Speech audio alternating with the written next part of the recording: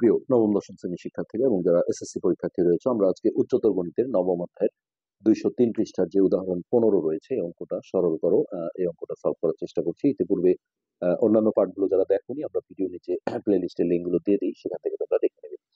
তো এইখানে দেখো এরকম একটা রাশি দেওয়া ছিল 1 বাই নিচে 1 plus A to the power y minus z plus A to the power y minus x plus 1 by 1 plus A to the power z minus x plus A to the power z minus Y plus 1 by 1 plus A to the power x minus Y plus A to the power x minus z, এটার মান বের করতে বলা হয়েছে।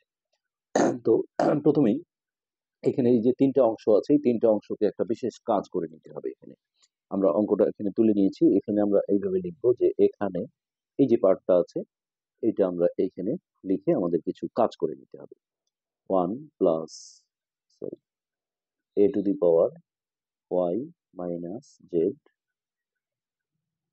Plus A to the power y minus x. এইটা থেকে দেখো আমরা কাজটা কি করব। হ্যাঁ, এখানে আমরা এই লবে আর হরে একটা A to the power minus Y include করে নেব, যেহেতু এটা একটা ভগ্নাংশ, ভগ্নাংশের লব আর হরে একই কাজ করলে মানের কোনো পরিবর্তন হয় না। তো কোনটাতে কি করব সেটা আমাদের এখানে একটু বুঝে নিতে হবে। তো এই প্রথম যে অংশটা ছিল এখানে দেখো এই যে এর উপর মাইনাস পাওয়ার দিয়ে একটা অংশ নিতে হবে, তারপর এই দ্বিতীয় অংশ নিতে হবে এর উপর মাইনাস জেড পাওয়ার দিয়ে, আর তৃতীয় যে অংশটা ছিল এখানে এর উপর মাইনাস এক্স পাওয়ার দিয়ে। তো এটা আমরা কিভাবে মনে রাখবো যে কোনটাতে আসলে এটা নেব, কোনটাতে এটা নেব, আর কোনটাতে এটা নেব? তো তার উত্তর যেটা সেটা আমি বলে দিই যে এখানে এই যে এখানে খেয়াল করে দেখো যে এখানে ওয়াই মাইনাস জেড, এখানেও দেখো ওয়াই মাইনাস এক্স, অর্থাৎ যেখানে এই যে ওয়াইটা সামনে আছে, যে চলকটা সামনে থাকবে সেটারই একটা মাইনাস রূপ লবে এবং হরে নিতে হবে, অর্থাৎ গুণ করে নিতে হবে। আবার যখন আমরা এখানে দেখবো z minus x z minus y, তাহলে এই যে সামনে যেটা আছে জেড, তাহলে এখানে এর উপর মাইনাস জেড পাওয়ার দিয়ে লব হরকে গুণ করে নিতে হবে। আর যে অংশটাতে আমরা দেখবো যে x minus y x minus z, অর্থাৎ প্রথমে যে অংশটা আছে, বা কমনও ভাবতে পারো যে এখানে কিন্তু জেডটা কমন, মানে দুটোর মধ্যে জেড আছে, বা এখানে দুটোর মধ্যেই ওয়াই আছে, যে জিনিসটা কমন আছে দুটোতেই সেই চলকটাই মাইনাস পাওয়ার দিয়ে লব আর হরকে গুণ করে নিতে হবে। এইভাবে একটু মনে রাখতে হবে।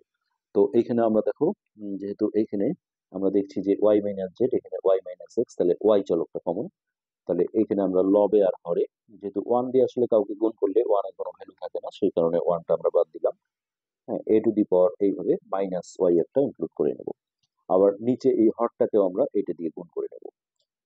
এ টু দি পাওয়ার এই মাইনাস ওয়াই, আর এটা যেমন ছিল 1 plus A to the power y minus z plus A to the power y minus x. এটা কেন করা যায় দেখো, উপর নিচে আমি যদি আবার কাটাকাটি করি তাহলে আমাদের মূল জিনিসটা ঠিক থাকে, যখন কিছু থাকে না তখন একটা ওয়ান নিতে হয়, অর্থাৎ এই জিনিসটা মিলে যায়। এখন এই জায়গা থেকে আমাদের আর একটু কাজ করতে হবে। উপরের যে অংশটা ছিল লবটা, এটা আমরা ঠিক রাখবো, আর এইটা দিয়ে ভিতরে এই জিনিসটাকে আমরা গুণ করে দেবো। তো এক দিয়ে এটাকে গুণ করলে আসলে এটাই থাকবে, আর এইটার সাথে যখন আমরা এইটা গুণ করে নেব, গুণনের সময় যেহেতু পাওয়ারটা যোগ হয়, এটা আমি যদি রাফে দেখাই যে দুটা এর মধ্যে একটা এ নিলাম, আর পাওয়ার যোগ করলে দেখো প্রথমে এই মাইনাস ওয়াই আর যোগ প্লাস ওয়াই মাইনাস জেড, এখানে প্লাস ওয়াই মাইনাস ওয়াই কেটে গিয়ে মাইনাস জেডটা থাকে। সো এটা একবারে আমরা এইভাবে মাইনাস জেড লিখবো। এরপর এইটার সাথে এটা আমি যখন গুণ করব, গুণ যেহেতু ভিত্তি একই, একটা এ নিয়ে পাওয়ারটা যদি আমি যোগ করি তাহলে এখানে মাইনাস ওয়াই আর প্লাস ওয়াই কেটে গিয়ে এখানে মাইনাস এক্স থাকবে পাওয়ার হিসেবে। এইটা এটা হচ্ছে আমাদের প্রথম অংশটা গেল। এবার আমরা এই অংশটা নিয়ে কাজ করব। তো একইভাবে আমরা ওই অংশটা লিখে নিই 1 by 1 plus A to the power z minus x plus A to the power z minus y. তো এইখানে দেখো আমরা এই যে জেডটা যেহেতু কমন আছে, তাহলে এর উপর মাইনাস জেড পাওয়ার দিয়ে আমরা লব হরকে গুণ করব।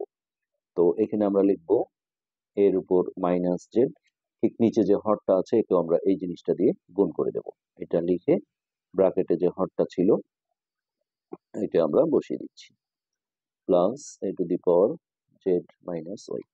এবার এই লবটা আমরা ঠিক রাখছি এটা, আর এটা দিয়ে আমরা এই সবাইকে গুণ করে দেব। তো ওয়ানের সাথে গুণ করলে আসলে এটাই থাকে, আর যখন এটা আর এটা আমি গুণ করব তখন এ ভিত্তি, যেহেতু ভিত্তিটা একই, একটা ভিত্তি নিয়ে পাওয়ারটা যোগ করতে হবে। তাহলে এটার সাথে দেখো এই পাওয়ারটা যোগ করলে মাইনাস জেড প্লাস জেড কাটা গিয়ে এখানে মাইনাস এক্স থাকবে শুধু। তো আশা করি এই বিষয়গুলো বুঝতে পারছো। আর এখন এইটার সাথে এইটা যদি আমি গুণ করি তাহলে একটা এ নিয়ে পাওয়ারটা যোগ করলে মাইনাস জেড প্লাস জেড কেটে গিয়ে এখানে এর উপর শুধুমাত্র মাইনাস ওয়াইটা পাওয়ার হিসেবে থাকবে। বাস এবার আমরা এই তৃতীয় অংশটা নিয়ে কাজ করব। হ্যাঁ, এবং তৃতীয় অংশটা ছিল 1/1 প্লাস এর উপর এক্স মাইনাস ওয়াই প্লাস এর উপর এক্স মাইনাস জেড।